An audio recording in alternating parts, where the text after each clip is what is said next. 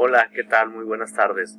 Hoy vamos a hablar sobre un tema llamado obesidad emocional. Les voy a mostrar cómo se puede generar apego a ciertos alimentos y eso nos puede generar un círculo vicioso en el cual podemos empezar a ganar peso y a desarrollar sobrepeso y obesidad en algún tiempo. Entonces, ¿cuáles son los objetivos de esta plática? Lo primero es que les voy a enseñar de qué se alimenta nuestro cerebro, literalmente. Les voy a mostrar los sistemas de recompensa cerebral, que son los que nos hacen generar apego a ciertos alimentos, que al final de cuentas consumirlos demasiado para obtener estas recompensas cerebrales nos hace caer en sobrepeso o en obesidad. Les voy a mostrar las medidas compensatorias que tomamos generalmente los humanos y les voy a mostrar que vencerlo, afortunadamente, también está en nuestro cerebro. Entonces vamos a empezar. ¿De qué se alimenta nuestro cerebro? Nuestro cerebro se alimenta principalmente de azúcar. Nuestro cerebro es adicto literalmente al azúcar. ¿Por qué? Porque solamente se alimenta de ello. Algunos órganos se alimentan solamente de glucosa, mejor conocido o coloquialmente conocido como azúcar, por ejemplo nuestra sangre, por ejemplo nuestras neuronas. Entonces cuando a nuestras neuronas les falta azúcar, por eso nos empieza a dar esas ganas de comerla, esa ansiedad, ese bajón de energía, sueño, dolor de cabeza, hasta nos ponemos de mal humor y hasta que, díganme si no, hasta que no consumimos algún refresco, una galletita, una donita, etcétera, ahora sí nos sentimos muy bien. ¿Esto es una sorpresa? Claro que no. Esto es porque, como les comento, el cerebro se alimenta solamente de azúcar. Entonces, no es nuestra culpa que se nos antojen las cosas dulces. Eso es una realidad. Cuando comemos alimentos como dulces, tortillas de harina, chocolate, refresco, galletas, cualquier harina refinada o azúcar, en nuestro cuerpo se nos eleva algo conocido como glucosa o azúcar. Y nos sentimos muy apacibles, nos sentimos muy que todos nos agradan, nadie nos cae mal, nos sentimos muy bien, pero a los 30 minutos se empieza a liberar una hormona que se llama insulina y su función es bajarnos el azúcar. Entonces cuando la traemos muy alta nos va a dar un bajón muy rápido que se le conoce como hipoglucemia, mejor conocido como el mal del puerco, discúlpenme la expresión, pero es como más lo reconocen la mayoría de los pacientes, y literalmente nos ponemos insoportables. O sea, nos empieza a dar ansiedad, nos empieza a dar sueño, mucho cansancio, dolor de cabeza, mal humor, inclusive le perdemos la atención a lo que estamos haciendo en ese momento, y eso es algo totalmente normal. Por ejemplo, no esperes que si mandas a tu hijo a presentar sin desayunar vaya a obtener buenas calificaciones. Sería una proeza excelente y claro que puede pasar, pero el niño, ¿tú crees que va a estar pensando en el examen? Va a estar pensando literalmente en comer, nada más. Entonces nuestro cuerpo recurre a algo que se le llama sistema de recompensa cerebral. ¿Por qué es esto? Porque nosotros, por un esfuerzo, queremos tener un resultado. Si no obtenemos un resultado, por lo general abandonamos lo que estamos haciendo. ¿Y quién te va a culpar por abandonar algo que requiere esfuerzo y no te trae resultados? Absolutamente nadie. Entonces tu cerebro tampoco. Por eso, nuestro cerebro recurre a recompensas cerebrales. Una de ellas es la dopamina. La dopamina es una hormona que nos hace literalmente sentir placer. Para no entrar en detalles, lo que nos hace sentir es placer. Entonces la recompensa que nos da por consumir alimentos como los que pongo aquí, papas fritas, donitas, nieve, chicharrón, etcétera, etcétera, o alimentos que nos gusten muchísimo, no tienen también que pueden ser alimentos saludables que nos gusten mucho, pero la mayoría de la población y nos refugiamos, me incluyo porque también me ha pasado, en alimentos que no son sanos. ¿Por qué? Porque estos alimentos se les llama densamente calóricos, o sea, son muchas calorías en poquito espacio. Prácticamente son como una bomba, o sea, entran a tu cuerpo y hacen que se libere muchísima dopamina y nos volvemos muy adictos a ellos. Entonces la recompensa es el placer, así de simple. Nos hacemos adictos al efecto del alimento en nuestro cuerpo, no al alimento en sí, desde cómo se ve, hasta cómo huele, hasta cómo sabe. Inclusive hay alimentos que ni siquiera sabemos cómo saben ni cómo huelen, pero los vemos, nos encanta la presentación y ya empezamos a liberar dopamina. Hay un neurotransmisor que se llama serotonina, que está muy relacionado con el control de las emociones y el estado de ánimo. A grandes rasgos lo que nos hace es sentir felicidad, es tener un ánimo positivo, y este se libera también en conjunto casi con la dopamina al consumir alimentos que nos gusten mucho. El precursor de la serotonina es un aminoácido, o sea, un eslabón de las proteínas que se llama triptófano. Hay alimentos que tienen mucho triptófano, como los alimentos de origen animal o como el chocolate, y lo que hacen es entrar a nuestro cerebro y producir un neurotransmisor llamado serotonina, que, como ya les comenté, nos va a hacer sentir felicidad y que también está muy relacionado con la producción de melatonina.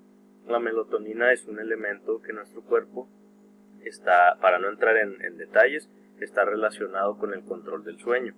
Hay personas, alguien que escuche este video dirá, a mí me recetaron melatonina para el sueño. Sí, claro que sí, para eso se da y es una sustancia natural. Por eso hay personas que hasta dicen, oye, es que yo me tengo que tomar un vasito de leche o comer un chocolate, si no, no puedo dormir. Pero aquí tienen parte de la respuesta de por qué sucede eso. Como les comenté, el chocolate es un alimento que tiene altas cantidades de triptófano, por lo cual no es para nada raro que las personas se hagan muy adictas al chocolate. Y desde que lo ven literalmente y lo huelen, empiezan a sentir esa sensación de que lo necesito. O sea, hay personas que hasta sienten una gran necesidad de consumirlo. Hay otras que lo consideran menos adictivo, pero aún así relacionan el chocolate con bienestar. Por eso, inclusive, no es sorpresa que cuando tu pareja tiene un estado de ánimo bajo, es normal que le regales algún chocolatito, algún dulcito para mejorar su ánimo. Y pues ahora ya sabes la respuesta de más o menos por qué sucede esto, por qué nos hacemos tan adictos, por qué estos alimentos nos hacen sentir tan bien y por qué los relacionamos con bienestar. Inclusive a veces hay personas que se juntan solamente para comer y se sienten muy bien, porque hay alimentos, como les estoy comentando, que nos hacen sentir mucho placer, mucha felicidad. ¿Cómo no nos vamos a hacer adictos a eso? Pero la cuestión es que mientras más dopamina liberamos, mientras más grasa, azúcar o alimentos de este tipo consumimos, mientras más entramos en estados de ánimo negativos, mientras más caemos en esa búsqueda de recompensa, generamos algo que se le llama resistencia. Así es, en nuestro cerebro se genera una resistencia a la dopamina. Entonces, ¿qué quiere decir? Que con cada vez más alimento vamos a tener exactamente el mismo efecto de bienestar que tuvimos al principio con poquitos. Es aquí donde viene el problema. No está mal consumir este tipo de alimentos, tampoco los vamos a satanizar, pero consumir un exceso sí nos puede crear problemas emocionales. ¿Y por qué nos puede crear problemas emocionales? Porque vamos a sentir esa falta de bienestar que nos da este alimento. Vamos a conseguir este alimento, nos lo vamos a comer, luego vamos a sentir un poquito de culpa, a veces, ¿verdad? No siempre. También consumir estos alimentos en exceso, o sea, refugiarnos en ellos, nos puede provocar sobrepeso, obesidad, y eso nos puede llevar a problemas emocionales. Como lo ven, es un ciclo del que a veces es un poco complicado salir. Y las medidas compensatorias, por lo general, de comer en exceso provocan problemas emocionales. Comer en exceso provoca problemas emocionales, por lo general.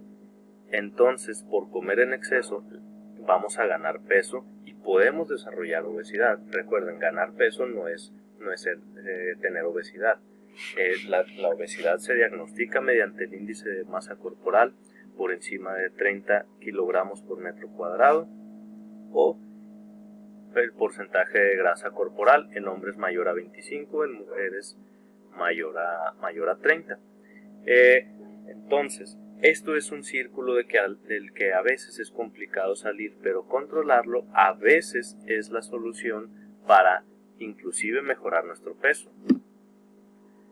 ¿Cuáles son las medidas compensatorias más comunes en nosotros los humanos? Hacer actividad física en exceso. Ojo, aquí todas estas tres estoy hablando en calidad de exceso. No comer, por ejemplo, no cenar, no desayunar. Hay personas que comen mucho un día y al otro día no comen literalmente nada o se la pasan tomando agua, lo cual tampoco es sano. O sea, tampoco se trata de privarse de todo, sino de mantener un equilibrio normal. O recurrir a medidas laxantes, ya sea consumir algún medicamento laxante, consumir algún medicamento diurético o recurrir a vómitos, lo cual nos puede provocar un trastorno de la conducta alimentaria. Entonces, caer en medidas compensatorias por lo general también nos predispone a problemas emocionales. Entonces, si nosotros lo practicamos mucho, nos vamos a volver muy buenos en ello. Lo repito, si nosotros practicamos mucho algo, nos vamos a volver muy buenos en ello. Entonces, si nosotros estamos practicando cada vez refugiarnos en este tipo de alimentos cuando tenemos algún problema emocional, eso nos puede llevar a un ciclo de años que nos puede provocar muchos problemas de salud. Por suerte, vencerlo también está en nuestro cerebro. Como nuestro cerebro se alimenta solamente de azúcar, nosotros podemos utilizar esta estrategia. Si nosotros desayunamos, comemos y cenamos cereales, y por cereales me refiero a un grupo de alimentación compuesto principalmente en nuestro país por tortilla de maíz, tostadas horneadas, galletas integrales, cereal integral para el desayuno, tostadas horneadas, etcétera, etcétera. Si nosotros consumimos la cantidad adecuada por tiempo de comida, nuestro cuerpo convierte un poco de eso en azúcar y lo usa nuestro cerebro y todos los órganos que utilicen azúcar. Este proceso dura en total de 3 a 4 horas, por eso es que no vamos a tener hambre si nosotros desayunamos, comemos y cenamos con, por ejemplo, tortillas de maíz, tostadas horneadas, etc. Podemos usar este ciclo a nuestro favor de una manera muy sencilla. Cuando nos dé hambre, comemos. Cuando nos dé hambre, comemos, recordando, con cereales en cada comida, desayuno, comida y cena. Este ciclo, por lo general, dura de 3 a 4 horas. Entonces, si nosotros empezamos a adoptar buenos hábitos de alimentación, o sea, solamente aprender a comer, tampoco hacer una dieta extrema y restrictiva, vamos a notar que cada 3 o 4 horas nos empieza a dar un poquito de hambre y nos vamos a saciar con lo que es solamente adecuado. Tampoco vamos a caer en excesos. Entrenar ese tipo de sistema también hace que salgamos de ese círculo vicioso del cual nos podemos provocar nosotros mismos. Ojo, lo que nos han hecho creer es que estos de acá, de la izquierda, son cereales, cuando el grupo de los cereales por excelencia son, un ejemplo, son las tortillas de maíz, el pan integral, las tostadas horneadas. Entonces no nos dejemos llevar por a veces publicidad engañosa. Claro que hay cereales para el desayuno, que así se les llama, que son adecuados. O sea, no quiere decir que sean muy buenos, pero son un recurso nada más. Pero no todos. Entonces hay que ir con un especialista que te mencione cuáles alimentos son los que son buenos para ti de este tipo. Por ahora, por mi parte es todo. Les deseo que tengan un excelente día y hasta una próxima oportunidad.